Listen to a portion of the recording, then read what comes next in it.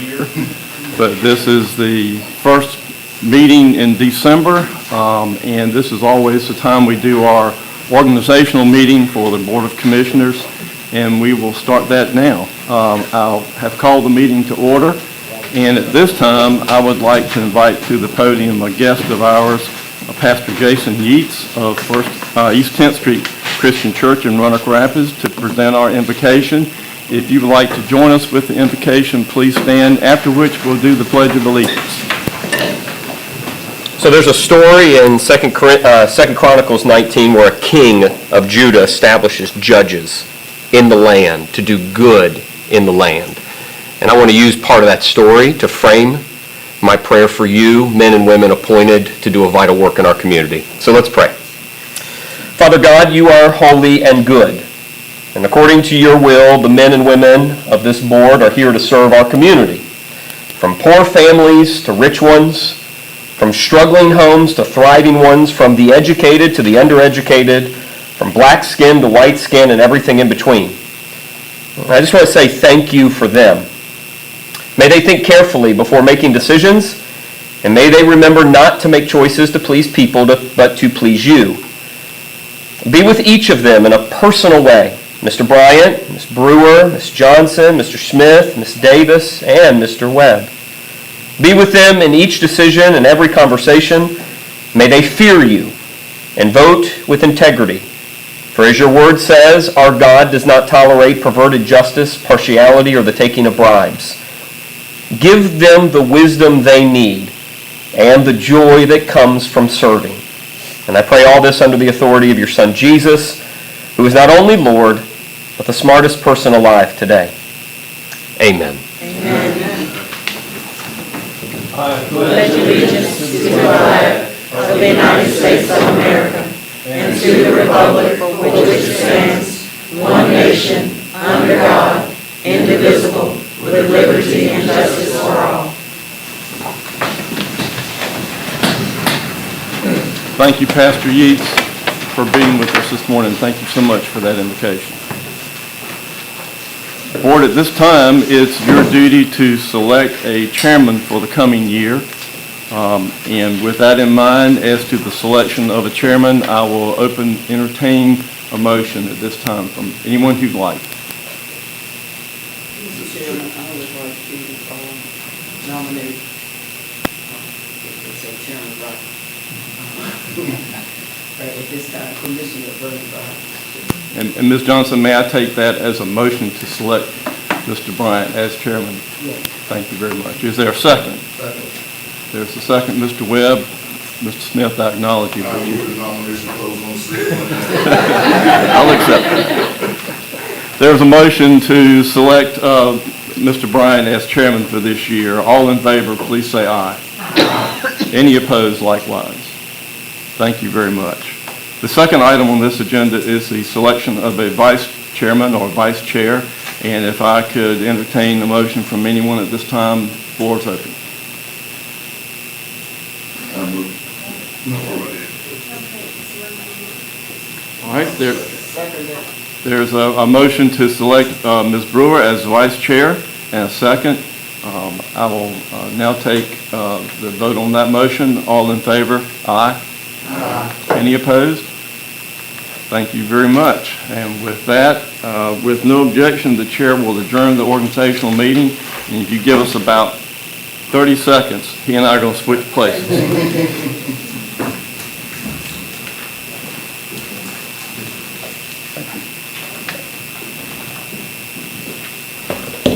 He probably doesn't want my Nirvana cup, so I'll keep that.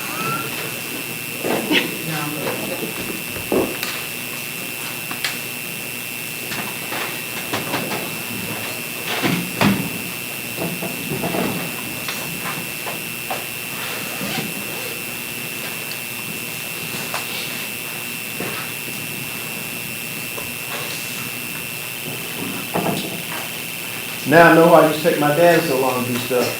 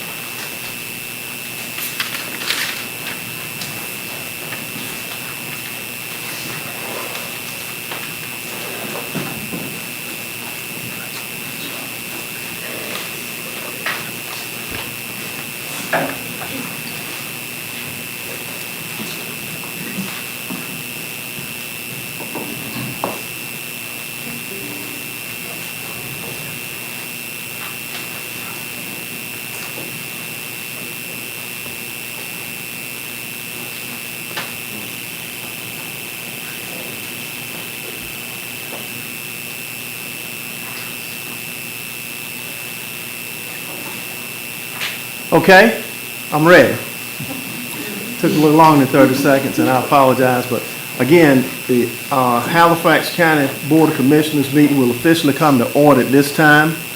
I do thank all of you all for being here this morning, and of course, do want to acknowledge the presence of our sheriff, Halifax County Sheriff Tyree Davis. Thank you for being here, as always. Appreciate all that you and men do. See your chief deputy here with you, along with the others, and thank you all so much. Want to remind my colleagues as well as staff and the public that we have an annual luncheon at 12 at Halifax County School, and as we move through the agenda, we just want to be mindful of that. Okay, with that being said, we've gone through the devotion part. I trust that my colleagues, well, first of all, I want to say this. I do appreciate your vote of confidence in me as your chair. And as you all know, I will do my very best to always represent this county to the best of my ability. And those of you who've been around me a long time know I sincerely mean that. And but again, thank you so much for your vote of confidence. Ms. Brewer, do you have anything you want to say at this time? Just don't ever be asked. From the hospital or anywhere else, you just show up. Thank you all. Ms. Brewer, thank you for that icebreaker. I trust that each one of the commissioners have had an opportunity to review the agenda. I will soon entertain the motion for the adoption. Motion by Commissioner Davis, second by Commissioner Smith. Any further discussion? All those in favor by the sign of aye. Aye. All opposed? Okay. Conflict of interest. In accordance with the Halifax County Board of Commissioners Rules of Procedure in the North Carolina General Statute Section 153A-44, it is the duty of every member present to vote on all matters before the board unless there is a conflict of interest as determined by the board or by law. Does any board member have a known conflict of interest with respect to matters coming before the board today? Commissioner Smith? No conflict. Commissioner Davis? No conflict. No conflict? No conflict. No conflict. Madam Clerk, let the record so reflect that the commissioners present do not have any conflict with matters coming before us today. Next item on the agenda deals with the consent agenda. We have item A, approval of minutes, item B, budget amendments, item C, property tax collection, refunds and releases, November 2023. Any questions or comments from the commissioners? If not, I'll soon entertain a motion for the approval.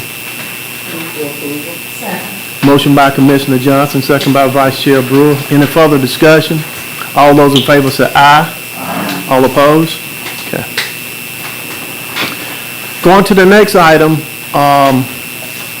yeah, I see her. Special part of this program, special recognitions, retirement resolution, Flora Butts, Department of Social Services. Come up at this time, please.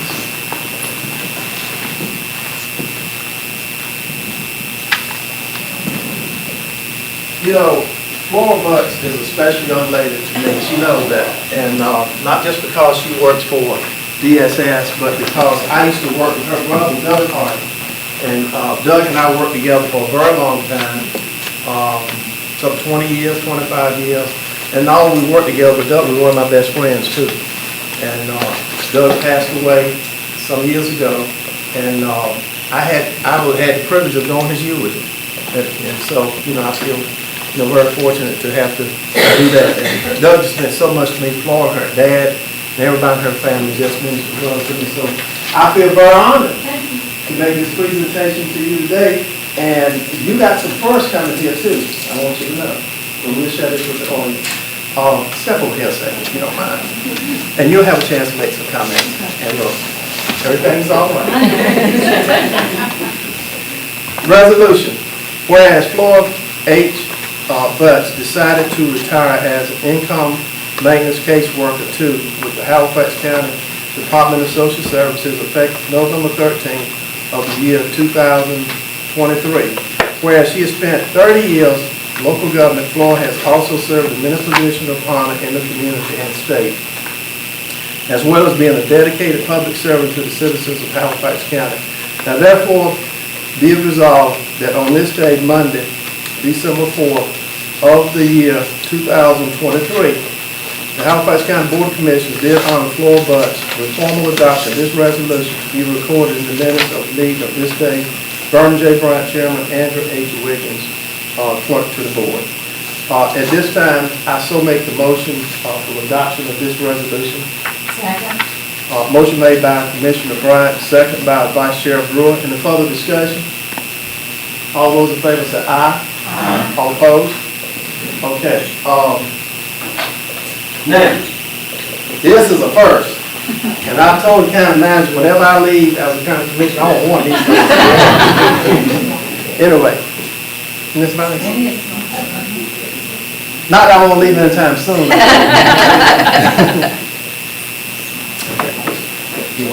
And also you have two pins. One says 30 years of service and the other says retiree. And I want to commend our staff for coming up with that idea because normally you get a watch, but not a watch this go around. Yeah, but that's something that can last you for a very long time. Well, thank you for all your service. I told my wife this morning that we will recognize me, and she said, and my wife was on DSS for a long time ago, and she said, wow, one of the best workers at social services. That's what she said. So anyway, now we're here from you. And I just want to tell y'all that county commissioners, thank you for everything y'all have done. I mean, 30 years, I've always been for the employees of Halifax County. I'm really going to miss my clients. I get attached to clients for 30 years. I'm going to miss the people. But it's time for me to go ahead and make a decision, to go ahead and retire. And I might be back in 6 months to do some contract work. I might be back in 6 months, but I just want to tell y'all thank you. Each of y'all are very important. And I just want to tell you thank you for everything that y'all do. Thank you, Florida.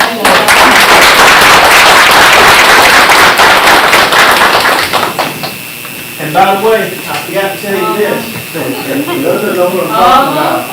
We got about 40 or 50 boards too. Okay. Just take a picture I of do it. that. Okay, thank you so y'all. much. Have a good day. You too. Okay, item 3 on the agenda is public comment. We do not have anyone here for public comment. So we're going to move to item 4 on the agenda. And we're going to hear from Mr. Tim Lyons, auditor, for the fiscal year 22-23 audit report. Good morning. Thank you for being here. Good morning. Thank y'all for having me. Right. Did you want to say anything, Ms. Johnson, before we present? We have enjoyed working with MJ this year. It's been, it was amazing. It was like everything they asked, we hit it back. We asked, they hit it back to us. I'm sad that we're losing our lead auditor. She's going to work for the FBI as a forensic accountant. So we'll have a new person next year. But I'll still be here, but is there something I need to do with this to put this up on the screen? Just hit blank screen. Oh boy. Oh, I got it. bottom right. There you go. All right. And then page down. Page down. And point at the projector. Okay. Does that work? All right. Yes, it does. Thank you. Just making sure I'm awake and on my toes Monday morning here. Good morning. It's a pleasure to be back in front of y'all.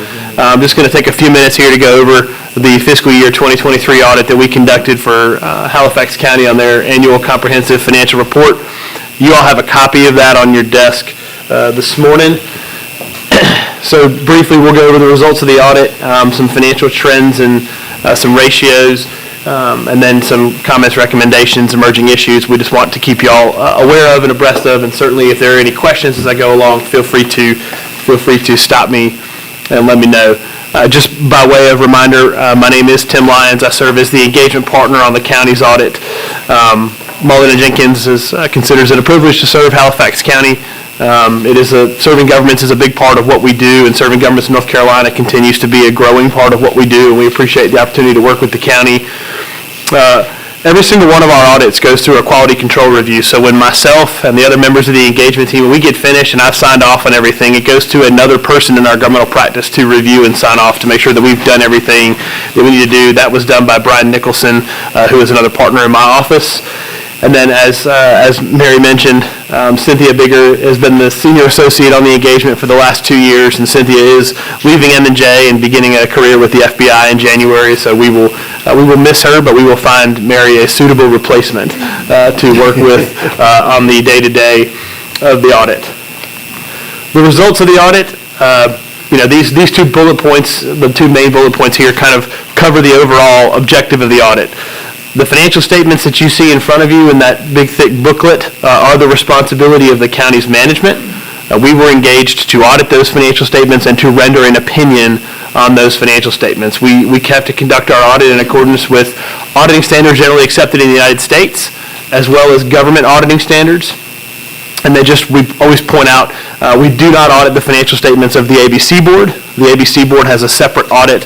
We have some communication with the ABC Board's auditors to make sure that we can rely on their report of the ABC Board's financial statements, because the ABC Board is incorporated into the county's financial statements as a discretely presented component unit. We rendered an opinion on the county's financial statements. That opinion is unmodified. There is no higher or better opinion. That is fancy accounting jargon for a clean opinion, which means that the financial statements you see in front of you are considered to represent fairly Halifax County's financial position as of June the 30th, 2023, and the results of its operations and cash flows for the fiscal year then ended. The next several slides are what are known as our required communications. I am required to submit these to you all in writing at the conclusion of the audit. I have done so I'm not going to go through and read every single one of these, but I do think that there are a few of these that are important enough to touch on as I go over the county's financial statements and present the audit. Our relationship with management, I think it is incredibly important for those charged with governance to hear from the auditor about our relationship with county's management. We received full cooperation from management and staff throughout the conduct of the audit. We request access to a lot of information. You can ask Mary, she can attest to that. We ask for access to a lot of different people in a lot of different places within the county's operational and organizational structure. We had no issues in getting the information we needed and to speaking to the folks we needed to speak with during the audit. We did not have any past audit adjustments this year. I just think it's important to know that sometimes in the conduct of an audit we can kind of get to a place where there's a few things we've identified, but we agree they're immaterial. We're not going to post them. They're not going to be reflected in the financial statements. We didn't have any of those this year, no past audit adjustments. Last but not least, I always think it's important to touch on auditor independence. We have to be independent, not only in accordance with our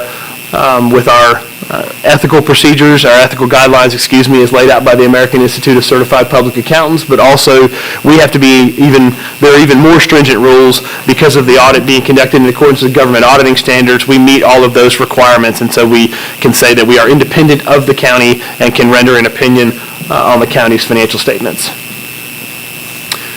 Our audit of the county also includes the financial and state compliance audits. The county prepares a schedule of expenditures of federal and state awards each year, and we go through a risk-based process to select major programs that we have to test, where we evaluate both internal controls over compliance and compliance itself. Some of those programs are selected for us depending upon the dollar amount or what the feds decide we have to audit. The two programs we had to audit this year are Medicaid. We have to audit that every single year. And then the Coronavirus State and Local Fiscal Recovery Funds, or ARPA, as probably is more commonly referred to. The feds designated that a high-risk program. We had to audit that program this year. Of the counties, in that schedule of expenditures of federal and state awards, the county reported approximately $17 million in federal expenditures this year and about $2.5 million in state fundings. And you can see the composition of the other. In total, we had 7 programs we had to audit as part of our audit procedures this year. A few slides just on some financial trends, ratios. Right here we can see this is the composition of the general fund's fund balance for the last 4 years. The orange at the top and the green are what are made of restricted fund balance. That's fund balance that has been restricted by either the external resource providers or restricted by state stabilization. That's that calculation that the state requires us to do, where essentially we calculate what amount of fund balance that the general fund has at year end is not in cash, and they kind of say you can't use that to appropriate in your budget process. As you can see, that restricted for state stabilization number has remained relatively consistent over the last 4 years, which is a good sign. That means that cash levels in the general fund are staying about the same each year. We had a big increase in the blue, and I apologize, that percentage is kind of hard to see there, but that the unassigned fund balance in the general fund, we had a large increase this year, and a lot of that is just due from the transfer of those ARPA funds from the American Rescue Plan Fund to the general fund during the fiscal year. That amounted to about $7 million or so. Whoops. This calculation, there's a couple calculations I'm going to show y'all that comes from this document that the LGC requires us to submit called the Data Input Workbook. This right here is a chart that is generated within that workbook based on inputs that we put in there from the financial statements, just showing fund balance available as a percentage of expenditures. As you can see, at June the 30th, the county had approximately 70% of its annual general fund expenditures and transfers out in fund balance. The median of similar similar units in the state, counties with general fund expenditures below $100 million, is about 40%. So you can see Halifax County is well above that. Looking at the county's two enterprise funds, and I got a couple slides on this because there were a couple of ratios that data input workbook that we have to complete, spit out, that we have to go over with y'all. But just first, with the enterprise operations, a lot of times we look at the county's two enterprise funds. We pay attention to cash flows. Enterprise funds are operated and reported on similarly to how a private business report. When we look at the county's general fund, for example, the governmental activities don't have a cash flow statement, but the two proprietary funds, the enterprise funds, do. So we pay attention to cash flows. And during the fiscal year ended June 30th, 2023, both of the county's enterprise funds reported positive cash flows from operations and increases to net positions. So both positive financial results there. The next two slides are on some of these ratios that this data input workbook spits out, and I've talked about these with Mary, and I'm going to be speaking with Chris in the water department about these as well. But the quick ratio at the top, this is just looking at your current assets compared to current liabilities, saying, hey, look, this is what you owe, that's coming due within a year, and here's how much you have on hand to pay those bills. We want to make sure that that ratio is at least 1, and it is. But as you can see, the last couple of years, it's kind of trended downwards a little bit. The second thing at the bottom, this is a ratio that the data input workbook calculates, and essentially what it does is it takes operating net income. So if you look at the water fund, it takes your total revenues minus your expenses. It then adds back to that depreciation, which is a non-cash item, so the depreciation on the capital assets. And then it subtracts out annual debt service, so the amount of money being paid each year on the water fund's outstanding debt. That number was below zero this year, which below zero by not a lot. It was only negative $16,000, $17,000. And when you combine that one, with this one right here, which looks at the water and sewer capital assets condition ratio, and essentially is looking to see, are the assets of the water fund, are they more than halfway depreciated, is kind of what this is looking at. So total assets in the water fund, total capital assets, are they more than 50% depreciated? So the LGC refers to these as financial performance indicators that we need to present to you all. Like I said, we've talked about these with management, and we know the first one, the one that we looked at on the previous page, this one here about the operating net income compared to debt service. Residential rates went up in 23. We know that rates across the board went up in 24. I think those will probably be sufficient to address this. And then the capital assets condition ratio, we know the county is going to use some of those ARPA dollars for some infrastructure projects in the water fund. So these are items just presenting to you all and saying, hey, we just need to keep an eye on these things as we move forward. A couple quick slides here just on emerging issues, what have you. GASB pronouncements, as has been the case for the past several years. We get a little bit of a break in 24, which is nice. So no new accounting standards to worry about, but in 25, we'll have to implement the compensated absences standard, which is going to change the way that state and local governments calculate their liability for accrued leave related to vacation, sick, PTO, comp time, all those types of things. And then other matters being examined by the GASB, just some projects that they're working on that, thankfully we've got a little bit of time before we expect any of these to have a significant impact on the county's financial statements. And then just by ways of reminder, we do offer quarterly continuing education for free to our governmental clients. If any of you are interested in being on that distribution list and you are not, feel free to let Mary know and I can get your contact information added into our database. With that, I am happy to take any questions that you all may have regarding the audit this morning. Okay, you've heard the information coming from our auditor. Any questions or comments from in the commissioners? I have a question for you. Will we have, I see the agenda for the 8th, but will we have an opportunity to ask additional questions that we might have during the retreat? Yes, ma'am. We'll do, the first part of your retreat will be a mid-fiscal year review, and that will be an ideal time to have those conversations. I understand the mandatory audits like Medicare. But I can't remember how many you audited last year in comparison to the amount that was audited this year.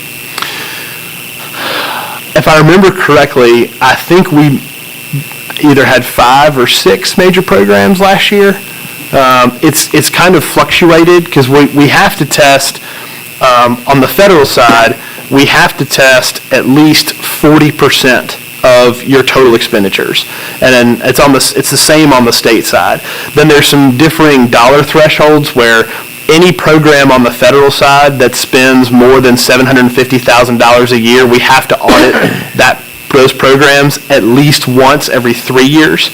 And on the state side, it's any program over $500,000, we have to audit at least once every 3 years. So sometimes, this year, 7 programs is certainly higher than normal for the county, and sometimes it just happens where we get a little bit of a perfect storm where we've got increased expenditures this year because of ARPA. Everybody's CFSAs are much higher than they have been because we're spending those coronavirus state and local fiscal recovery dollars.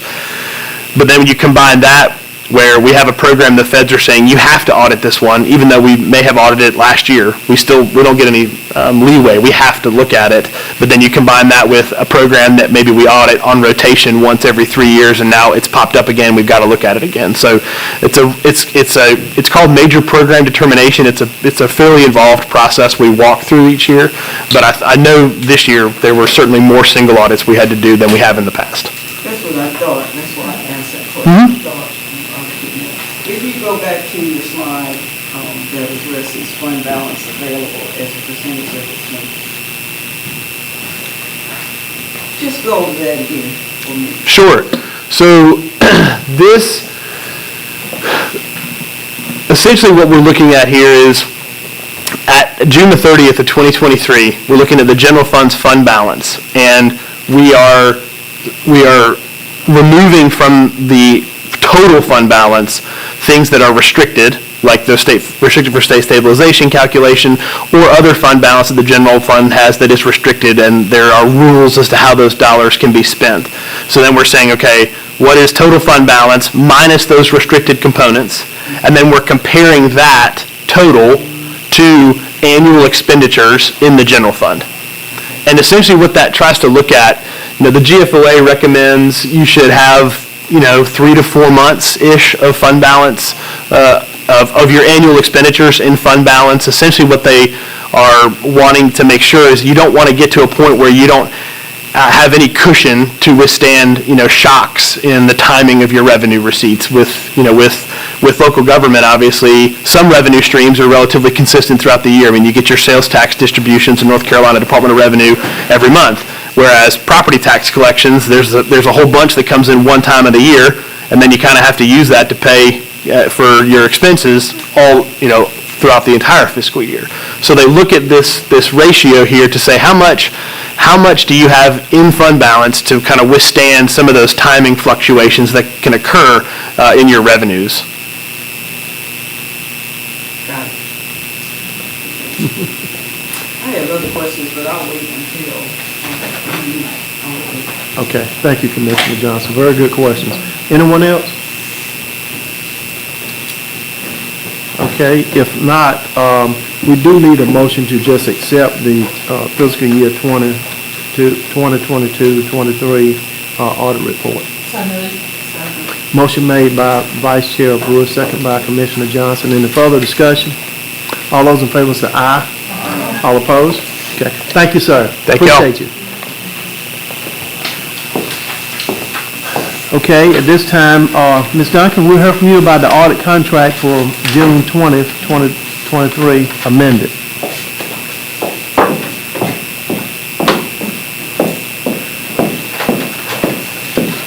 Good morning. Good morning. All right, so as Tim mentioned, that the audit, our contract lists a certain number of programs that they will examine during their review. Well, this year we ended up having to do 7 programs because of monetary restrictions and stuff. And so with this, we need to modify the audit contract for June 30, 2023 by $6,500. So that would need to be adopted by the board. We will then send that off to the LGC. We had budgeted sufficiently except for $1,000. So I've prepared a budget amendment for $1,000, and we will have those funds covered. So I need your authorization for the contract amendment, please. Move that we approve the amended audit contract. Okay, motion made by Commissioner Johnson. Is there a second? Second by Commissioner Webb. Any further discussion? All those in favor say aye. All opposed? Okay. Ms. Duncan, I think you've got something else. Item C, annual review of surety bonds. And so annually, we are to examine the surety bonds issued on various positions within the county. And so we state it to the board, so it's in our records and everything. So then you have attached here a list of the positions, the renewal dates, the state statute, and then the required amounts. As you can see, some are set by the commissioners, others are set by the statute. So, like I said, in the instance of the sheriff, his is a 4-year term, so we cover him for $25,000 for 4 years. We had some recent changes in my position that I'd been at $50,000 for years and years and years, and then the LGC decided it had to be the greater of $50,000 or an amount equal to 10% of the annual budget, capped at $1 million. So I have $1 million bond on me. So tax collector has $100,000, which is an amount that is set by the board. Manager, $25,000, and register of deeds is set by their statute of not less than $10,000, but no more than $50,000. So we just need to make that presentation to you guys annually to assure you that we are covered and if there were to be an event. And I guess, Ms. Duncan, also, we're going to need to do a motion to accept these, right? So, it just has to be given to you guys. It doesn't really say that you have to make a motion on it. We just have to inform you of it. Okay. Senator Rollins, you want to? There, as Mary said, it's presented to you as what we've said, and in addition to that, I think it's required that I also state to you that the amounts are correct, or unless you decide you want to require, for example, the tax collector or the county manager to have a higher bond, but we're not making a recommendation that that be changed. Okay, we'll just accept it for information. Thank you. Okay? Thank you. All right, have you finished? That's it. Thank you, appreciate you. Let your staff know, thank them also for all their hard work during the audit. Okay, next item, we're going to move to item D, fiscal year 22-23 Register of Deeds report. We'll hear from our Register of Deeds. Mr. Agnes, thank you for being here. Thank you. Good morning, everyone. Good morning. I hope you all are doing well and had a great weekend. So this morning, I want to begin my report by telling you guys that we still remain strong and steady in our office, and this past fiscal year has been a good one for our total revenues reflect an increase in great customer service is our priority. If you look at the chart that I provided for you, it gives you a comparison of the last 6 previous fiscal years. The bottom chart shows you the total revenue with our monthly breakdown collected for the 22-23 fiscal year. And I can give you an explanation of those figures. For the fiscal year of 2022-23, the revenue totals was $642,101.25. This revenue was generated by 5 different resources. The vital record total included all certified copies, included at a total of $77,510. These fees came from the issuance of 3,883 birth certificates, 3,409 death certificates, 515 marriage certificates. Certified copies of vital records are $10 each. We issued over 90 certified birth certificates at no charge for any person 62 years or older per statute in active duty military. The recording fee total is $143,597. This was received by recording of 5,062 real estate documents and 143 survey maps. Recording fees are calculated by the number of pages in a document, and the maps are recorded at $21 each. The excise or revenue stamps total is $403,644. $10,920 was collected by the issuance of 182 marriage licenses, and that's the cost of $60 per license. Miscellaneous included photocopies and notary public oaths, and the total for that was $6,399.25. We have expanded our online real estate index records from 1732 to 1904, and that's just like the index. The images are not attached to those records as of yet, so I am working with COT to see if we could get them attached to the index. It may take a little longer because those books are bounded, so they'll have to go in and sort of like cut them out and scan them into our records. We are still doing restoration work on the older deed books that are torn in the office.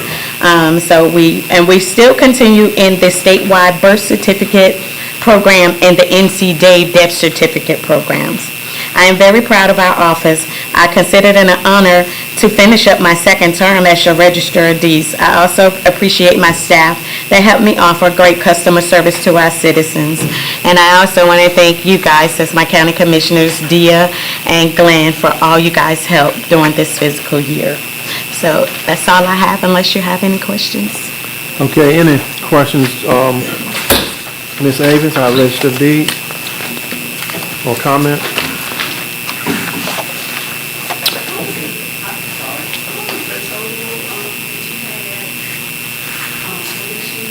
Did you get the updated one? For which one? Which line? The total. $642,101.25. Yes, yes, I guess ours is showing 643. yes. Okay, My math won't mathing on Friday. okay, yeah, very good question, Ms. Commissioner Davis. Yes. Right. I gave Andrea the updated copy this morning. Okay, all right. Thank you for that clarification. Anything else? If not, could we get a motion to accept the report given by Register of Deeds for the year 22-23? Mr. Chairman, I so move. All right, motion by Commissioner Smith, is there a second? Second by Commissioner Davis. Any further discussion? All those in favor say aye. All opposed? Thank you, guys. Yeah, Ms. Davis, thank you for all your hard work. Thank you. Please convey that to your staff and the I Board of will. Commissioners. Thank you. Okay, that's a very important office. Sometimes that office gets overlooked with everything else going on. But it's really important. Yes, sir. I guess they see me about as much as they do. I wonder why. Whenever I go in, sometimes I don't have everything right, but they tolerate me anyway. But I need to get me out there, and I want to thank them for that. You're welcome, Mr. Smith. I was joking with Commissioner Smith. In case you all don't know his other occupation is, he's the owner and operator of the New Beginnings Funeral Home in Scotland. Okay, all right.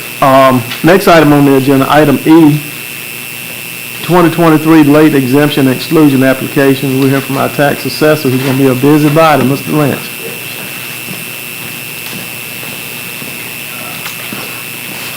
Good morning, everyone. Morning. I would like to thank Christy and her staff as well. We get a lot of our information from their office, and we're able to do it right there from our desktops and not have to make 100 trips a day to the deeds office. So thank you for all your updated records. All right.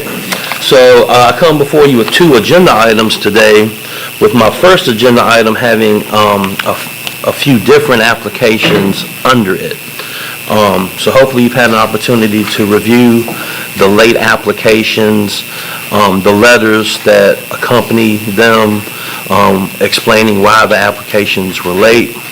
And with that hopefully being already looked at, I'll be happy to answer any questions on each individual late application, or you can motion to approve them as one agenda item. So that's... I'm going to do that in just a minute, but I want to commend your department, because I know it's not simply a matter of sending a letter saying, look, you've got until December 31st to apply for this exemption, and after that, it's over. Yeah, You folks work really hard, as does the sheriff's department, to take care of helping these entities that are listed here today. Yes, ma'am, and I thank you for that. Yes, we send multiple mailings out. Second notices are sent certified mail, so we have a return receipt. And then we do, I want to commend Lieutenant Greg Richardson with the Sheriff's Department. He'll go out there and hand deliver anything we ask him to. With that being said, I move we approve the property tax exemption applications as presented. Okay, motion by Vice Chair Brewer, is there a second? Second by Commissioner Webb. Any further discussion? All those in favor say aye. Aye. All opposed, like sign. And I'm not going to say anything else, Mr. Lynch. I think Ms. Brewer summed it up. You know, all I can say is just ditto. I mean, Thank you very much. You know, you all do a great job, you and your staff at that. Yeah, The well, Sheriff's Department helps out a lot. Doors and I work well together, and we have a great staff, so we Yeah. appreciate it, and I'll relay that to them. Yeah, So, please do. Please Okay. do that from Yes, the sir. Board of Commissioners, okay? Yes, sir. Thank you. All right, this is a quick one for you. By resolution, I have to request, anytime I want to extend our county listing period, the board has to approve that extension. 2024 is a reappraisal year, and we have 50,000 notices going out. Our regular value notices on a reappraisal year, we have to send notices to exempt properties. So in case there's any issues with the U.S. Postal Service or our mailing vendor, we like to go ahead and be a little ahead of the game and just be prepared for anything. So I'm requesting that we extend what would typically be the January 1 or 2 through January 31st listing period, that it be extended to February 16th, which is, I believe, the second or third Friday in February. Okay, any questions or comments from the commissioners on that? If there are no questions, Mr. Chair, I move that the board adopt the resolution as presented. Okay, motion made by Commissioner Johnson, second by Commissioner Davis. Any further discussion? Yes, sir. Go ahead. No, you don't really know it unless you do it. So in the state of North Carolina, I, as the assessor, am appointed to value properties at 100% market value. That's as of the date of our reappraisal. So with our upcoming reappraisal being January 1st, 2024, my job is to make sure as of that date, all of the properties in our jurisdiction, which is Halifax County, are assessed at 100% market value being what they would sell for. Okay? So we start with developing a cost schedule. That's what this board adopted, or it was presented in September, adopted in October. We start with a cost schedule that allows us to get a baseline. We apply that cost schedule to the information we have in our system, like, so, for instance, for your home, we would have the square footage, how many bathrooms, any outbuildings, and we apply that cost schedule to that data. And that gives us a baseline value. Then we have to compare those values to sales. And because there's no better tell of what something is worth than what it sells for. And so we review sales data and we compare our numbers to the sales data and we adjust accordingly with the hope that January 1st, we're accurate and we have most property. There's a tolerance because it's mass appraisal. It's not like when an appraiser goes to your house individually for the bank for a loan, because all they're focusing on is your house that day. We're looking at 40,000 pieces of property every 4 years. So we're given a tolerance of about 10%. So if we're a little 5 or 6% high, it should be tolerated. If we're 5 or 6% low, it should be tolerated. And you will probably be hearing a lot about that around April when our appeals start coming in. Some of those appeals may be appealed to this board. We do informal appeals first. So after we send the notices, if there's any taxpayers that feel like their value is unjust or unfair, our staff does internal informal appeals first. And then if a taxpayer does not like that decision, they have the right to appeal the informal decision to this board, which at that time will be the Equalization and Review Board. You mentioned square footage a few moments ago, and that sort of think about buildings. Now, if you have a building there, is it evaluated on the square footage or the addition of the building? Both. So we start with square footage and price per square foot. Then we apply a construction quality grade, because some things are built better than others. Some things are built with better quality materials than others. And then we at the end, our last adjustment is a condition adjustment, because you can have two houses that are identical, built with the same quality materials, but somebody maintains their house better than their neighbor does. And so we have a scale of excellent condition, the very good, good, average, fair, poor, very poor. And we apply those at the opinion of our property appraisals. Yes, sir. Mm-hmm. Good question, Commissioner Smith, and good explanation from Mr. Lynch. Anything else? Okay, I think I did ask for a motion. I got a motion and a second, and then we're in the discussion stages. I didn't carry the motion, I don't think. Is that right, Madam Clerk? Okay. All right, all those in favor say aye. All opposed? Okay. All right, thank you so much for your Yes, sir. support. Thank you. Okay, NC Extension Memorandum of Agreement Renewal, Beth Burchell. The hardest working Extension Director I know. Thank you. Good morning, how are y'all? All right, good morning. I'm coming before you today. So North Carolina State Extension, obviously, we're very thankful for our partnerships across the state that support our county extension centers being able to best serve our communities. Your support allows us to work well and improve the lives of our citizens here. This agreement, this partnership is defined through what was initially known as a Memorandum of Understanding, dated back in 2007. I'm coming for you today to present a new version of this to be adopted for 2023 that is now known as a Memorandum of Agreement rather than Understanding, because obviously we'd like to have your agreement in moving forward on this. You should have received a summary of changes from the differences in the 2007 of this new version, a draft proposal of the 23 agreement, and then an addendum for the proposed agreement should you select it. There are numerous minor terms and procedural changes if those of you've reviewed your summary of changes in here. So rather than going through these one by one, I'll allow you to ask questions on anything that I may not cover, but I would like to highlight the only major change from the 2007 agreement to this 23 proposed agreement that affects any financial arrangements between the university and the county. That can be found in Part 3 on pages 7 and 8. And it can get very confusing. I know Glenn and I were speaking about it. It's very confusing.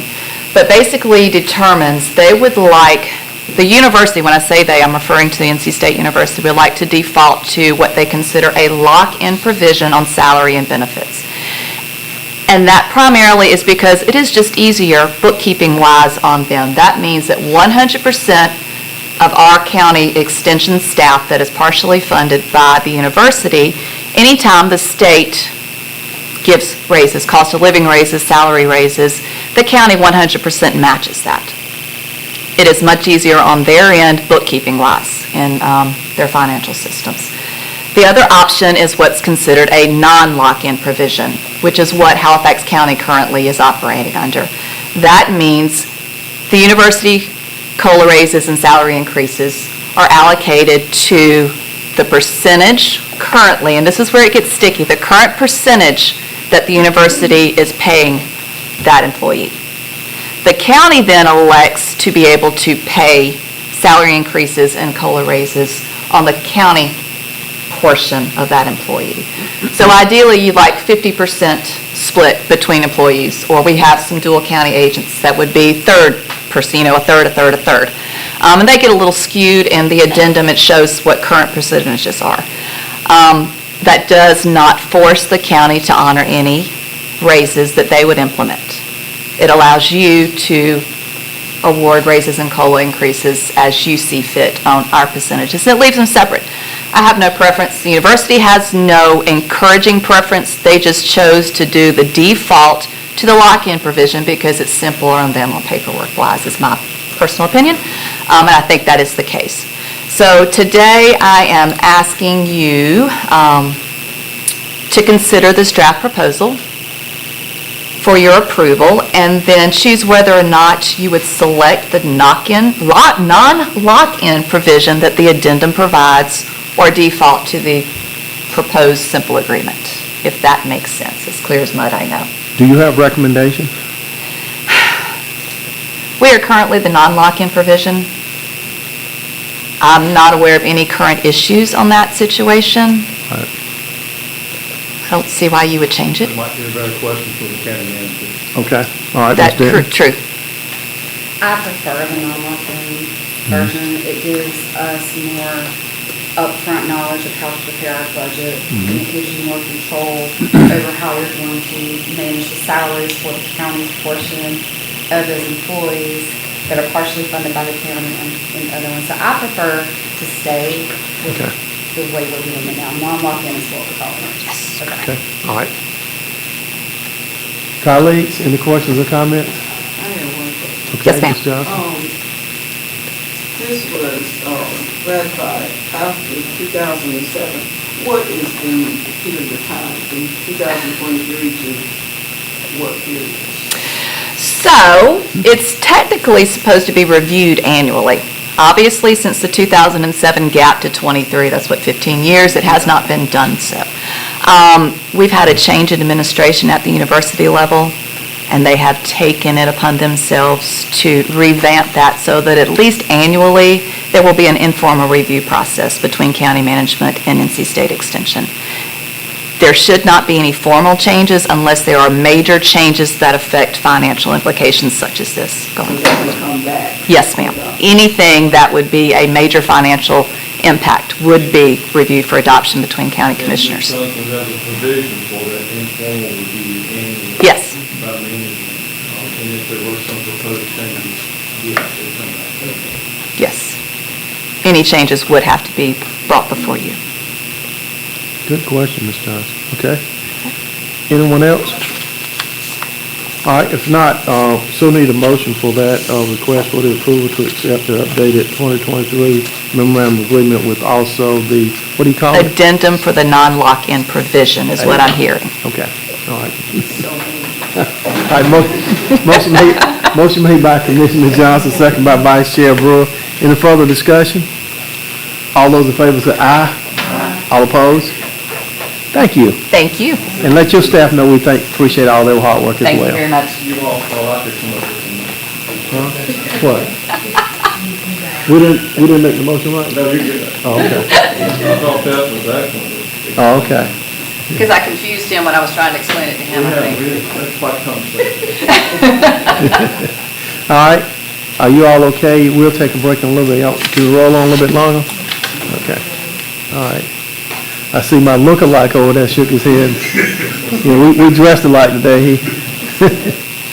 Item H, AKC reunite, adopt a K-9 cop grant application. Sheriff Davis, you got some folks with you. You can introduce them if you like. Yes, sir, Mr. Chairman. Well, I'm the type of administrator that believe that you're not given positions, you earn positions. And when you earn those positions, you earn the duties and responsibilities that come with those positions. So my crew with me today, I have Lieutenant Cash and Chief Deputy Neil Aycock here with me. Lieutenant Cash, we have 6 K-9s right now. He is the supervisor over the entire, he runs his own squad, but he also is the supervisor over the 6 K-9 units. So he will be presenting today to you, for you guys, and not myself. Chief Aycock is his supervisor, who makes sure he's supervising the K-9 units correctly. So I will stand aside and allow them to do what they have to do for their duties and responsibilities. So, Lieutenant Cash. Sheriff, I believe that's what they call surrounding yourself with people that can make you look good. Oh, they make me look very good, very good. Good morning. We are asking that you approve the submission of the AKC Reunite Adopt a K-9 Cop grant application. We've done it in the past.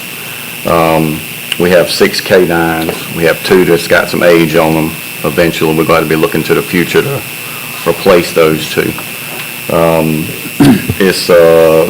We're going to need 2, and we're just asking for y'all to adopt the application and allow us to apply for the grant.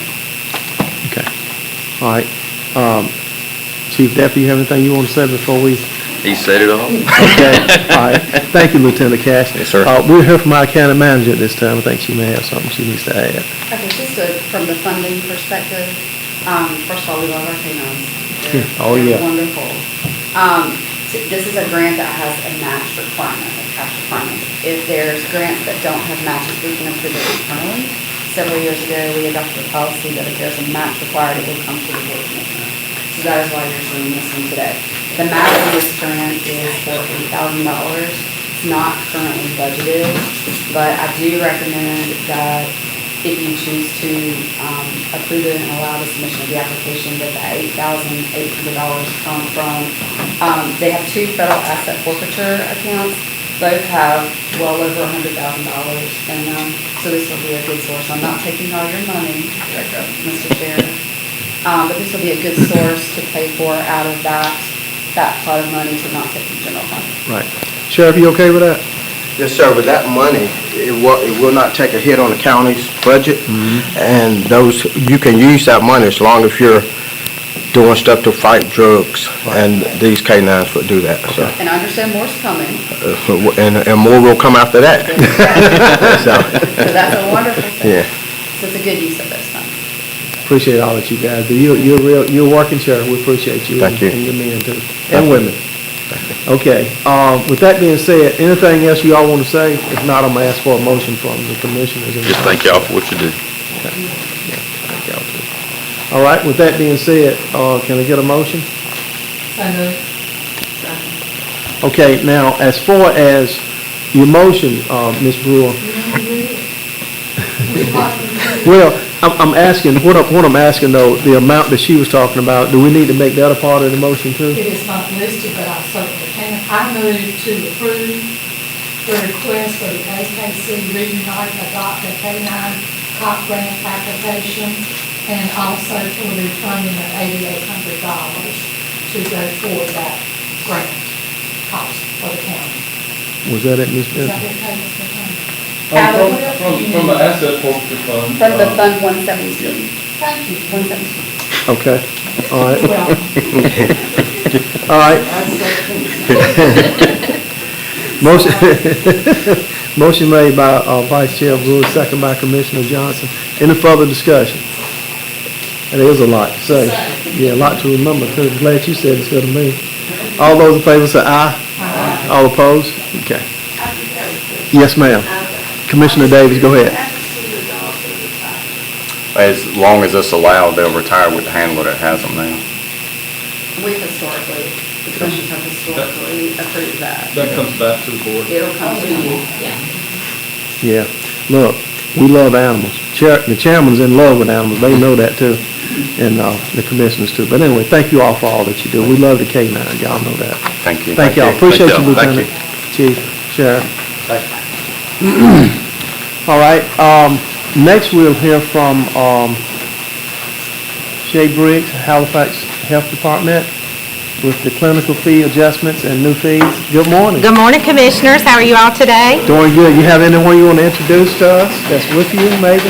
So I have our interim health director, Betty Reese, and our clinical nursing supervisor, my counterpart, is Misty Rowland this morning. Okay. Very good. Thank y'all for being here. So I come before you all this morning to request adjustments of 5 of our clinical fees, and then we have 4 new clinical fees. I'll start with the new clinical fees. Those are for our Moderna COVID vaccine.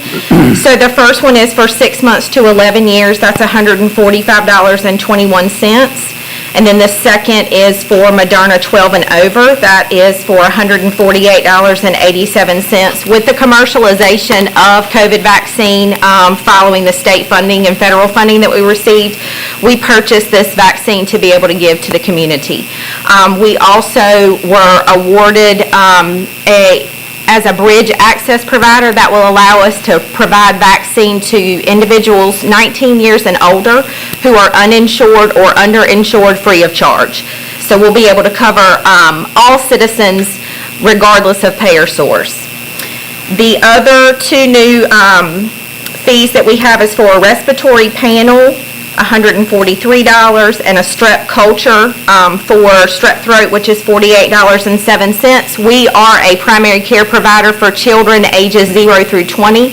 This would allow us to offer these point of care testing in about 15 minutes. It'll help our provider be able to test and treat on the same day, allowing minimal visits. They'll be able to come in just for a sick visit and not have to come back for prescriptions or anything like that.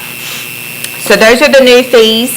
The current adjustments are for our maternal health program and our postpartum family planning program. So the first one would be the global package, 4 to 6 visits. We currently receive about $495 per Medicaid reimbursement, but that has just increased to $817.59, so we would like to have that increase as well.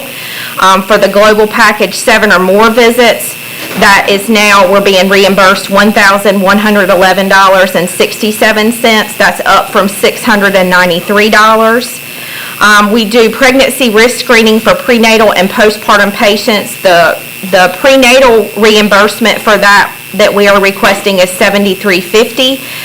It was previously reimbursed at $50. And then the postpartum portion of that same risk assessment, we are requesting $220.50 as the new fee. Previously, that was $150. Then for our postpartum care that we offer through our family planning clinic, we are requesting $182 as the new clinical fee. Previously, it was $150. So these are all based on increases from Medicaid reimbursement to have us in line with what we're billing and what we're receiving. And that's it for clinical fees. Any Okay. questions? All right, you heard the information coming from Ms. Briggs. Any comments or questions? Just like to comment that the health board met and they approved unanimous fees. Okay. Thank you, Ms. Johnson. She sits on the health board. All right, any other questions or comments? If not, I'll so entertain the motion for your approval.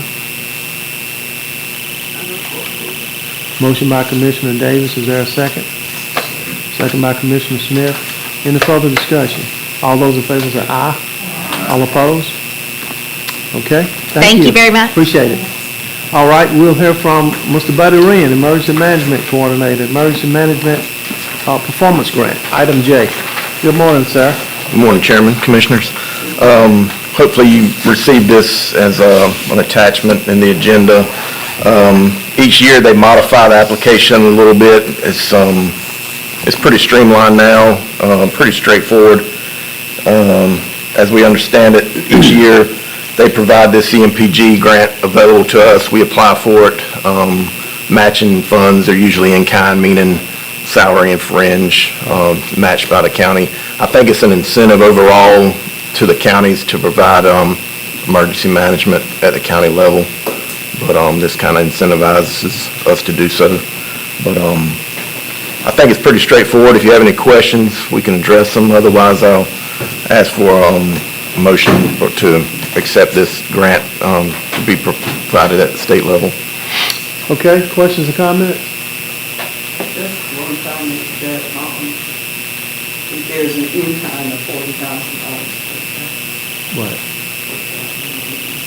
Right. I think he said that was with salary and fringes, right? Yes, sir, yes, sir. All right. Anyone else? Can I get a motion to approve? Make a motion to approve the submission of the EMPG application to receive the funds if awarded and authorize the appropriate staff to execute the document. Okay, motion made by Commissioner Johnson. Is there a second? Second by, I wish I had your voice, Commissioner Smith. Motion made, second by Commissioner Smith. Any further discussion? All those in favor say aye. Aye. All opposed? Okay. Buddy, thank you for all that you do. Yes, sir. You know, when we have an emergency thing, you were there on it every time. When I talked with Dia, you already got started. Yeah, it's good when you don't have to talk about me though, right? Thank you. It is. Thank you for all that you do. Okay.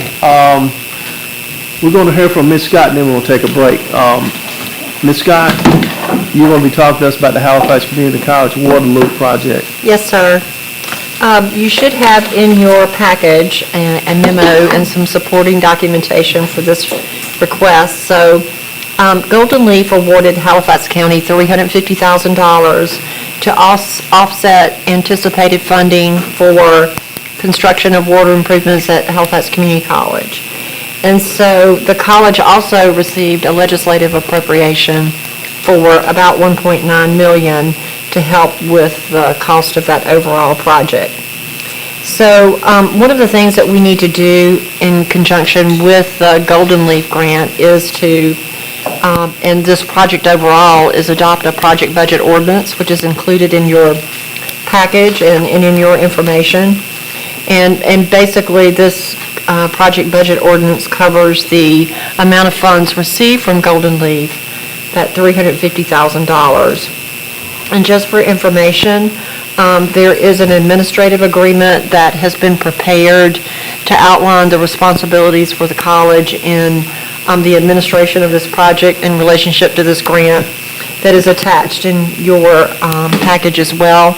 And that has been approved by the College Board, just so you know. So if you're in agreement, they'll be in agreement with it as well.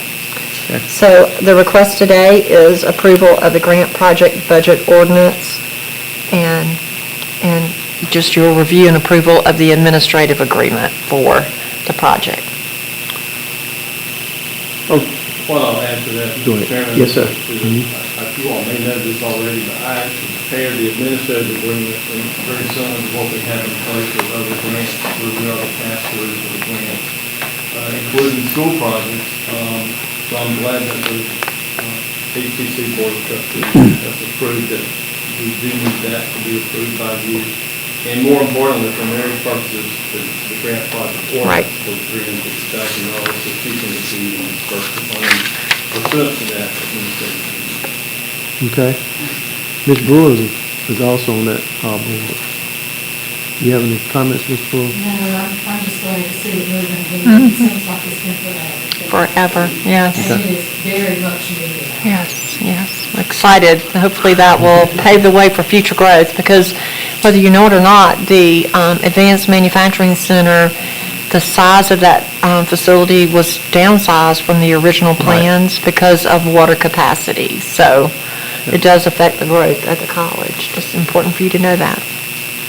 I know that the grant project ordinance comprises the water leak to be approved, and that we also approve the administrative agreement with the college. Okay, motion made by Vice Chair Brewer. Is there a second? Second by Commissioner Webb. Any further discussion? All those in favor say aye. All opposed? Okay, thank you. Thank you Ms. so Scott. much. Appreciate you. All right, now it's 20 minutes to 11. Let's be back at 10 minutes to 11.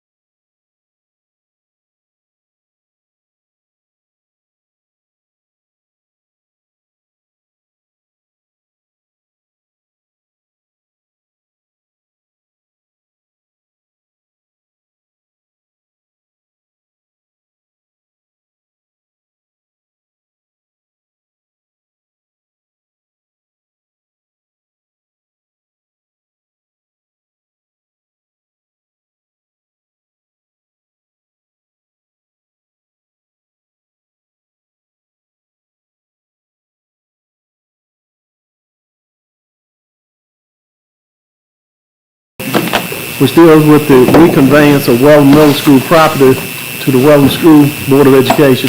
Hear from our attorney, Attorney Rollins. Thank you, Mr. Chairman. Board, I'll try to make this quick. Back in 1999, more or less, was when the financing was done for the construction of Weldon Middle School. And those of you who've been involved in school financing before, when we've actually borrowed money or done installment financing, will recall that we normally have the school convey the property to us so that we can put a deed of trust on the property to finance the construction. And once the construction is completed, there is usually a lease between the county to lease the property back to the school to use as a school during the financing. I forget how we came upon it, but Michelle and I, from time to time, get to looking at things and we realize there's no deed here. At the end of the financing, the lease was supposed to be terminated and the property conveyed back to the Weldon School Board. That did not happen, and I alerted that to the school attorney for Weldon. We reviewed this and proposed a resolution and a deed to convey the property back to the Weldon Board of Education, and that's simply what we're asking to do. I think this one was paid off sometime around 2014 or 15. It was a 15-year financing, so it's long since been paid for. I don't like to say no harm, no foul, but essentially it's no harm, no foul, and we just need to convey this property back to them to get the ownership squared away. Any questions about that? If not, I'd ask us to adopt a resolution, and we have the deed ready. It's been reviewed by the school board attorney, so we're good to go under approval. Okay. Commissioners, you've heard the information coming from our attorney. What is your pleasure?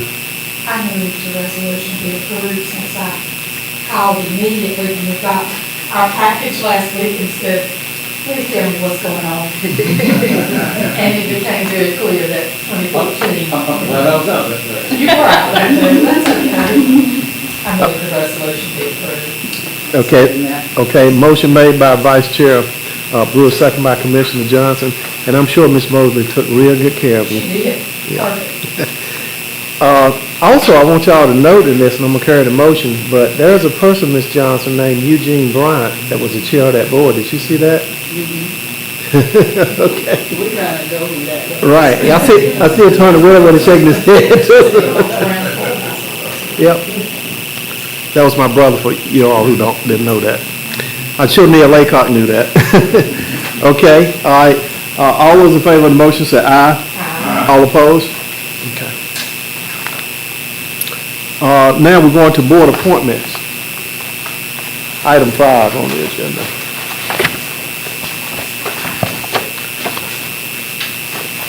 Okay. This is for the Cater Board. Receive nominations to reappoint 2 of the 3 members, and it's Portia Shields and John Smith, and it's so noted at the top about the appointment of these 2 individuals. Can I get a motion for that? Motion by Commissioner Davis. Is there a second? Second by, was that Commissioner Johnson? Yes. Okay, Commissioner Johnson. Any further discussion? All those in favor say aye. Aye. All opposed? Okay.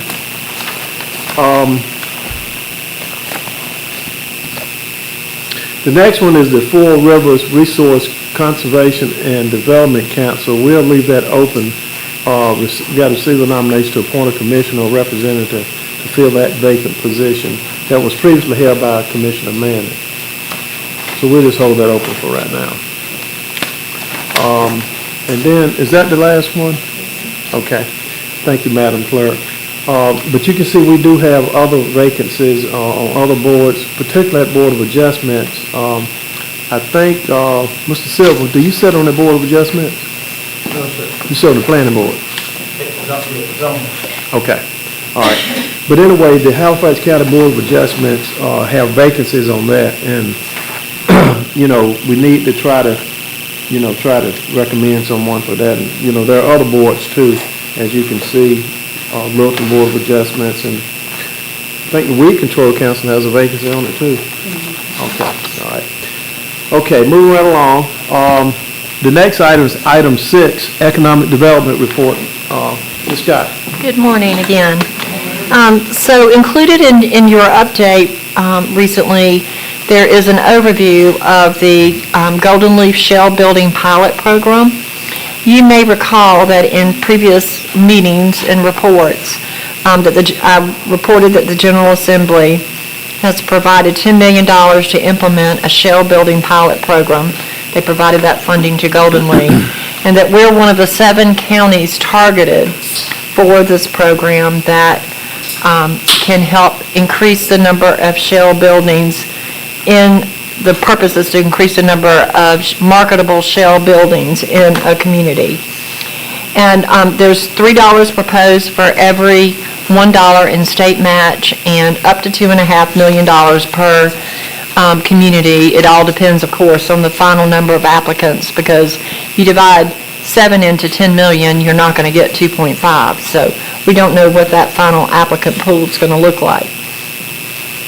But I apologize. Looking at the other requirements, the site for this proposed shell building must be owned by a local government or a nonprofit. The applicants must have an economic development plan and show how a shell building could reasonably impact their efforts to support new job recruitment, new business recruitment. The applicant has to provide a match of $1 of non-state funds for every $3 spent, and have to provide that intent in writing to Golden Leaf of that match. And then all of the funds have to be encumbered by December 31st, 2025. So, looking at what Golden Leaf has set forth as the requirements specifically for the building, they're looking, for a new construction without any intent to serve a specific applicant. They don't want you to have a company on the hook or anything like that. They want it to truly be a shell building. The minimum is a requirement for 30,000 square feet. And of course, they want whatever size that is proposed by the community to be based on information about demand in the community. They want a minimum 30-foot ceiling height, gravel floor, water, sewer, electrical in the immediate vicinity of the property, and then graded parking lot. And so I mentioned that about, looking at the demand in the community. That is a requirement, that they want to know that the size building that's being built is going to be marketable in that community. And so I've got some information here on that. So there's 2 stages to this process. The first stage is the intent, and is called stage 1. They want to know information about the site that would be proposed for shell building construction. They want to know the demand for buildings in the community and what size building would be feasible based on the demand. They want to know the expected outcomes if a building were constructed, like what's the timeline for job creation, how would you market the facility, things of that nature. And then they want to make sure that all of the due diligence is done for the site that is proposed. So they're willing to give up to $50,000 in grant funds to help with any site due diligence that's needed. And all of this timeline for this is December 28th. Stage 2, just so for the reference, is June 1st. That's when you start moving towards stage 2. So, in looking in Halifax County, why shell building, to help you understand why, from an economic development standpoint, that it's really a good thing.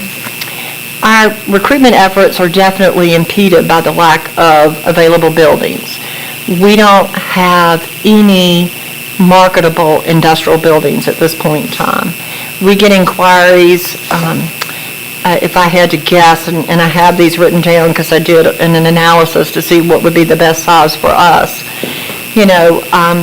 It's just, we don't have anything that business and industry look at to be a real feasible opportunity for you. The most recent one that I have property to come available that could be of interest to business and industry is the AAA building. All of those workers are working remotely now, so that building's available. That's the closest I've got to an available building that could house a eligible business type. So, and you look at the inquiries that come to the state and come to Halifax County, the majority of those inquiries are looking for existing buildings. So the reason they are is because, shell or existing building really helps a company get a head start over a greenfield site. And, without that inventory, we're just missing out.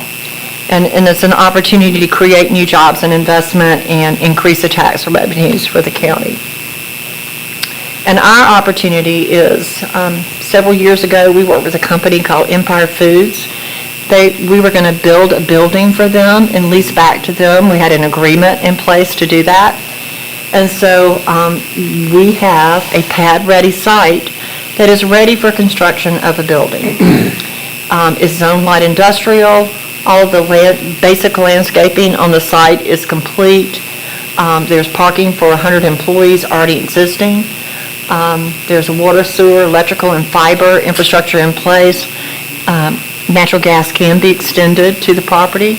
There's a road network in place to support industrial development. Of course, our permitting and other amenities and pro-business climate of the community would make this a great opportunity. And just so you know, this has been, in the past, a certified industrial park, the Halifax Corporate Park, and so we're in that recertification process now. And so in looking at opportunity to take advantage of these state funds, Halifax County's shell building proposal could be a 40,000 square foot building, 30-foot ceiling height, paid parking, of course, that's already in place. The site prep needed would be minimal because all of the site work has been done in the past. There's water, sewer, and electric in place. There's fiber in place. There's an access road. And using Golden Leaf's estimate of $100 a square foot, that would be about a $4 million project. Now, going back to the industry demand. So we get inquiries from the state. I get phone calls. I get emails. I get company requests. We get have a lot of different avenues for inquiries by companies. And we record them all. We keep a database and we write down what companies are looking for so we can go back and report on certain factors related to our business inquiries. So over the last year, I went all the way back to January, we had, I think it was 90 inquiries for buildings. And you don't see 90 on that list. A lot of them were over 100,000 square feet, like 150, 125, 250, 500,000, 700,000, just varying business sizes. And then this was what was requested under 100,000 square feet. I felt like I needed to remove everything over 100,000 square feet because there's no way we could afford to build a building of that size. So let's look at the under 100,000 square foot demand and see how it works out. So you see the project name, the square foot requested, and the average. So the left-hand column, the bottom is that low average request. The right-hand side is the actual average. So 38 to 45,000 square feet has been the most requested building size. So a 40,000 square foot building would be almost perfect for Halifax County and marketable based on inquiries we've gotten. What is that number in the middle? So let me go back to that. Sometimes there was a range, like 60 to 90 or whatever, so I took that into consideration. I didn't want to just leave it out and not reflect a accurate review. So one of the ways that, county manager and I had a conversation with Golden Leaf at their request to start talking about this program, and we came up with a really unique and innovative idea to try to figure out how to put all this together. And I think it's going to take off for the rest of the counties that are able to do the same thing. But Roanoke Cooperative is the power provider for the Halifax Corporate Park. And so they have a program that's called the Red Leg. And the Red Leg is a zero interest financing program. And so that financing term can be 8 years. And then you can get potentially a 2-year deferral to start making payments. That's the way the Red Leg program is set up. This is not just something special that Roanoke Electric's doing. It's a federal program that they're able to access, and we have worked with them in the past for other projects and been able to do these same things. So if we could work with Roanoke Electric and utilize their ability to get Red Leg funds, and it would be a loan to the county for the non-state portion. But what that would do is, it would provide 2-year period of time where the county didn't have to make payments for the building. And then hopefully that would be enough time to market and sell that building so that everybody's whole. And the goal would be, to ensure that you lease or sell that building. Not not give it away or anything like that. It's going to be a direct lease or sale for that property. So that's a scenario that we talked with Golden Leaf about. And then y'all know Marshall Cherry with Roanoke Electric. He's a great partner for our economic development efforts. I spoke with him and his board last Thursday night, and they agreed. They like this idea and would like to partner with the county if you decide to move forward. And so, like I said, the advantage to utilizing a scenario like that is that it would save the county's funds for other purposes, of course, and have that 2-year window to market before a payment would be made, due. So this is a typical amortization. It kind of shows what if you looked at a hypothetical amortization of $1.5 million, it would be $187,500 for 8 years. And so you've got to get to stage 1 to really develop a professional cost estimate for a building. So everything we're talking about is without the benefit of the experts in the building industry to give us those final amounts.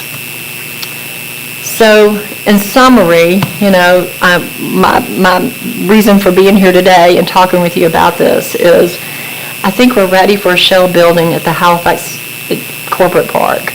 I think it can really be a jump start for the development of that park.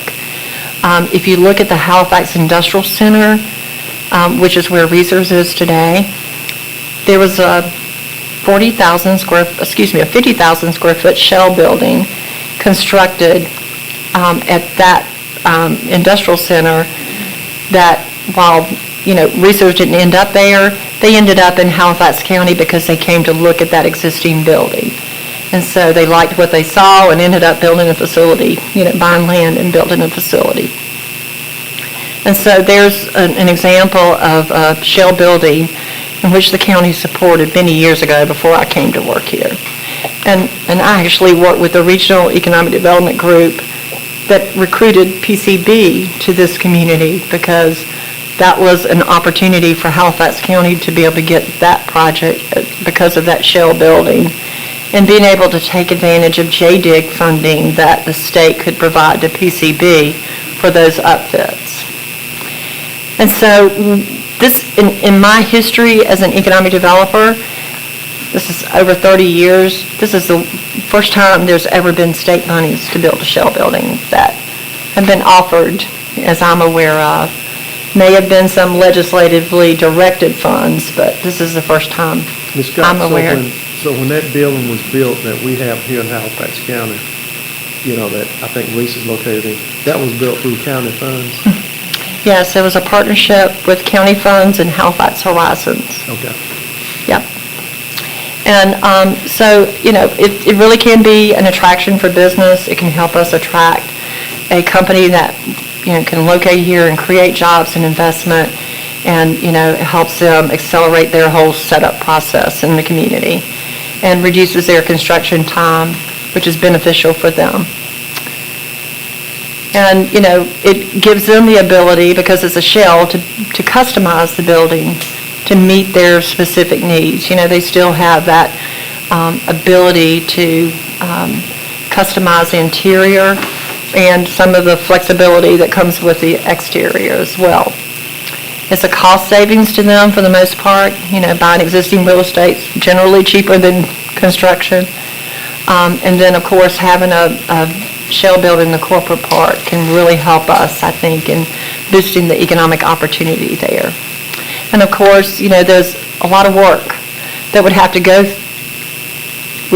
through to get to that point. The local government commission would have to approve a loan, for the county, there's other aspects of it. But we have time, and I think our biggest challenge right now is the fact that by December 28th, Golden Leaf wants an application completed for stage 1. And they're going to want a letter, it's not a commitment, they're going to want a letter stating that the county can provide the match. And Munich Electric is a cooperative, they changed their name. They're willing to provide a letter to the county to state that they would pursue Red Leg to be a partner in this project. But going back to your previous slide, talking about what was already out there as far as infrastructure, there's a lot of things already out there, Kathy. Yes, it's all there. Absolutely. Yeah, everything is there. Yeah, there it is. Yeah, because it's a certified industrial park. That means it's shovel-ready, ready to go. Right. And then additional due diligence was done on this site Right. for the project that we were working on at the time. Now, I'm an economic developer. I always look on the bright side of things. You all are the Board of Commissioners. Y'all are always trying to be risk-avert in your decision-making. The first shell building that was built by Halifax County was vacant for 7 years. And, I can give you a whole dissertation about that because I was involved on the other end in helping a company get in that building. There wasn't a lot of innovative thinking in marketing that building. You didn't have Glenn and Dia and people like that who can, make things happen in the right way. So, that's the risk. And pretty much that's the only risk. You're going to have an asset, that you build. It's going to not lose value over time, but it is that risk. I can't guarantee you that that shell building would sell in 2 years. Right. But I can guarantee you that if you look at history, there is clear documentation that a building in Halifax County can sell. Absolutely. And everyone that comes available, the Coca-Cola building, the gentleman that ended up with that building, it lives in Rocky Mount, and he has a business that he intends to move to that facility at some point in time, consolidate his businesses. I could have sold that building 5 times. Honestly. It's just, existing buildings that are industrial in nature are very, very specific and very, very, very valuable to the community. I have a finance question, and this is an aside. I get all of it. Okay. Do we have a big debt that's paid off in 26? That's what I was thinking, the school, DSS. Okay, I was thinking we were paying off some pretty big debts. Thank you. We'll hear about that on Friday too, right? Okay. Yes, there's if you look at a $4 million building and the max that you can get from Golden Leaf, and we don't even know what that pool's going to look like, so we're just hypothetically speaking, that would be $1.5 million. And that's what we're proposing with Munich Electric is a loan, a zero-interest loan, no-interest loan. And it would be amortized over an 8-year period, and then you have a 2-year period where you don't make any payments. That's the way that loan is structured. And then, being very careful what I say here, y'all know that we have a project that's looking at the Halifax Corporate Park. Our goal is, we're going to continue working with that project, make it happen. If it does, we don't need the shell building, but we're not there yet. And I would hate to see us miss this opportunity that Stage 1 can provide us and not have made it this far in the process with Golden Leaf. I think I would be doing you a disservice just to sit back and not make you aware of this opportunity. And, go ahead. No. Another question, but Golden Leaf has not said how much total amount they would share between the seven. It depends on the pool, because there's only $10 million, there's 7 counties. If all 7 counties participate, it's unlikely we'll be able to get 2.5. But if only 5 do, it changes, or 4, it changes the amount per county, because the goal of the legislation specifically states that it's equitable distribution among the counties. So they have to divide it up based on the demand from the counties. Kathy, just to recap a minute, there is at this point no existing shell building. No.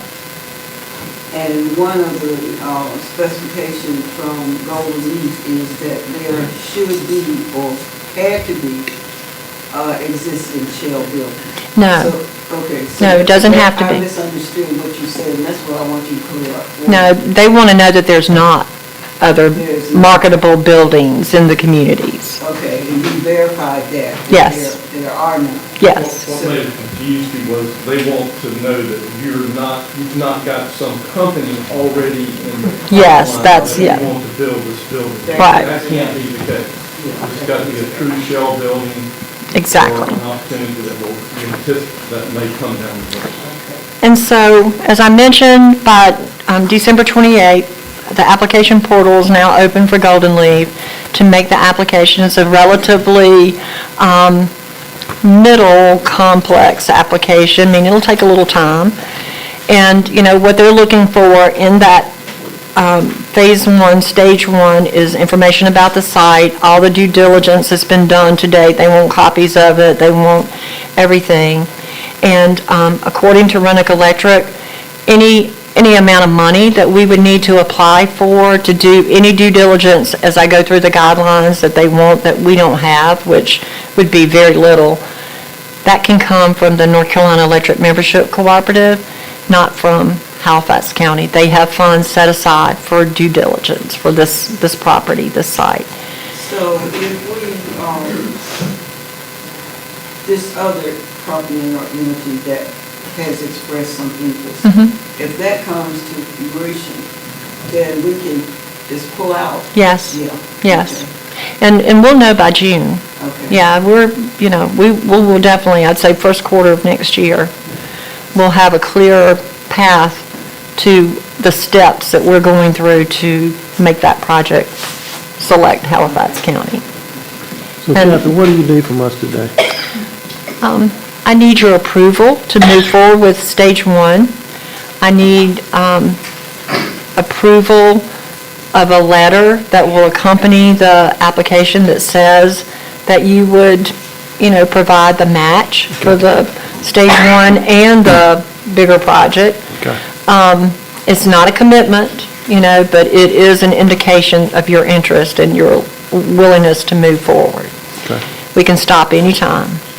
And as I mentioned, we'll work with Roanoke Cooperative and Ryan Nance with NC Electric Membership Corporation for them to provide a letter to you of their match for that Stage 1, so that when you write your letter, you know you've got money coming. So we'll get it all together anyway. Yeah. All right. You have anything you want to say, Attorney Rogers? I would just say whatever motion ends up being, be sure it includes an authorization for the chair and other necessary staff to sign whatever is necessary to get to the Stage 1. I don't know whether it's called an application or what, but to get to that process. It is. So we need to be clear that when you go to sign something, you've got authority from this board to sign it. That was Right. my main thing. Okay. Well, when someone makes the motion, we'll take a look at it and make sure it's got all the right information in it. If not, we'll tweak it. Okay, any other questions or comments from the commissioners? Do you all think this is something that we want to move forward with? All right. Now, who want to make that motion, and then we'll let Attorney Rollins put the red ink pen on it. Can I suggest, Kathy help me here, but let me just suggest the form of the motion be to authorize the chair and other necessary county staff to execute whatever letter or other documents or applications are necessary to pursue the Golden Leaf grant for shelter program. Yes, that's perfect. Now, here's the thing, you're take a loan, you're not gonna be able to do any of that. That wasn't my ooh. Okay. You were going a mile a minute. Yeah, we have to be selective for stage 2. Okay, Madam Clerk, okay, you think the recording's okay with, okay. I think what I've laid out is what you need to have, what Kathy's gonna need to have when she comes to Chairman Bryant with a letter or some other application to be signed. Right. We'll know, Yep. because we're not gonna meet again before December. That's right. And I think that covers it. It's Golden Leaf's normal process, and they've identified up front that they Right. want a letter, Okay. so. And I think Commissioner Smith made that motion. Is someone second it? Okay. Second by Vice Chair Brewer. Any further discussion? Ms. Scott or Attorney Rollins, you have anything you wanted to say? Thank y'all so much. I'm excited. Okay. That is just All right. exciting. All those in favor say aye. Aye. All opposed? Okay. And look, I know the press is listening, but maybe I'll just send y'all an email about that or something. But, we can always bait and switch, we have Right. another site, so, Yep. we Okay. can look at something else. And if Gotcha, I could Ms. just Scott. say one more thing relative to this. Go ahead. Hopefully you all got the information last week about the Brownfields agreement for the West Point property. Amen. And, just that's done, and what an accomplishment for you all as a Board of Commissioners to be behind that important process, and thank you all so much. And the next day, the property changed hands. A company purchased that 500,000 square foot of buildings, so just goes to show you, even a contaminated site, if it's a marketable building, and that's a heavy industrial site with lots of great infrastructure, there's a buyer somewhere for it, for sure. That's going to be tremendous for Roanoke Rapids and Yeah, Halifax County. absolutely. So congratulations on that, too. Thank y'all. Okay, thank you, Kathy. Appreciate all your leadership. And you're a one-person show right now. Bless your Until heart. January 1st. All right. Okay, next one, our county manager. Hardest working county manager I know. Thank you. And to piggyback on Kathy's comment about the Brownfield site, I'm highlighting that Friday. Oh, good. When I do Yay. accomplishments, even though you got a tiny little sign Yes. on the fence there, it's still a major accomplishment. It is. And we'll talk about that very briefly on Friday. I have 2 items for you. They can both be very brief. The first is a retirement resolution for Wendy Woodruff, retiring from social services. And if you know Wendy, you love her. And she's not able to be here today, but I do request your adoption of her retirement resolution. Can I get a motion and a second? Move for adoption. Motion made by Commissioner Johnson, is there a second? Second by Commissioner Davis. Any further discussion? All those in favor say aye. All opposed? Just let her supervisor, whomever know, we appreciate her years of service for the county. Absolutely. And we got 4050 boards she's welcome to serve on. She was a huge advocate for individuals receiving services. Okay. The second one is just a request. Back in October, we asked for a 90-day extension because the moratorium on non-emergency franchises came up on us. We need to do a little bit more research on that. And I also hope to have, with Mr. Ricks retiring, I hope to have a new director on board in January. And I would like for this person to have the opportunity to have input about what might be the best move for the county. So in order to get us to your March meeting, if you would extend the moratorium to March 4th, 2024, we'll have information for you at that time about how to move forward and a recommendation. Okay, Commissioner, you've heard the information coming from our county manager. What is your pleasure? Move approval to extend moratorium on March 4th,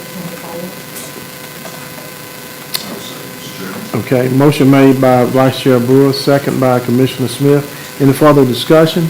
All those in favor say aye. All opposed? Okay. That is all for me. Okay, very good. Thank you. All right, County Attorney? I have nothing for you in open session. I do have a matter to discuss with you in closed session. It will be brief, but we do need to have a discussion. Okay, all right, very good. We'll move to, is that it? Yes, sir. All right, we'll move to item 9, which is other business. I got an item on the other business, and Commissioners, I think Ms. Denton has sent information to you all in the weekly memo about this in reference to the media outlets. And also, I think that in your package, you have a letter regarding my request that I would like to send out to all our local media outlets. And I'm not going to, unless you want me to, I'm not going to read this letter because I'm sure that all of you have a copy and have read it. But it's just simply a letter to the editor from this board supporting all of our local media outlets. Very important that that our media outlets stay in place. And Christina, county manager, and myself, real careful about, we want to make sure we didn't leave anyone out. And Christina and Dee help me out. All the local media outlets are included, and it's just local, which will be the Herald newspaper, RRSPN, Lake Gaston Gazette, the Maverick Talk Show. Did I leave anything off? Okay, they're the 4 major local ones, and we just want them to stay in place and stay active, and also we'll ask for community support, with that in the letter. And of course, the letter kind of states all of what I just said and more. Ms. Denton, you want to add something too, because it does affect the county too, if these things go away. And anyway. I can. Not only is it important to have reviews just to get information out to the citizens, but there are certain requirements that we as local governments have to follow in order to place as a general circulation. There's definitions Right. of that when we advertise at public hearings and other required things that have to be advertised in local media. So it's very important that we have that. I'm not sure what our options would be if those publications disappeared. Right. Yeah, it'd be a real challenge. I just do know that, and don't know the answer. But that's now. I could talk more about it, but because of time and all, I'm just gonna kind of leave it alone since you already have a full copy of the letter that I plan to submit, subject to you approving it. So, are there any questions or comments to me or Ms. Denton about this? Or Ms. Wells, she was involved too. If not, I'll entertain a motion for your approval. Okay, motion made by Vice Chair Brewer, second by Commissioner Davis. Any further discussion? All those in favor say aye. Aye. All opposed? You know what? I think we did leave one station out, y'all. WYL in Scotland Net. Is that still operating? Yes, sir, it is. Okay, we need to include WYL in Scotland Net. So let's add that to the list, okay? All right. Okay. Mm-hmm.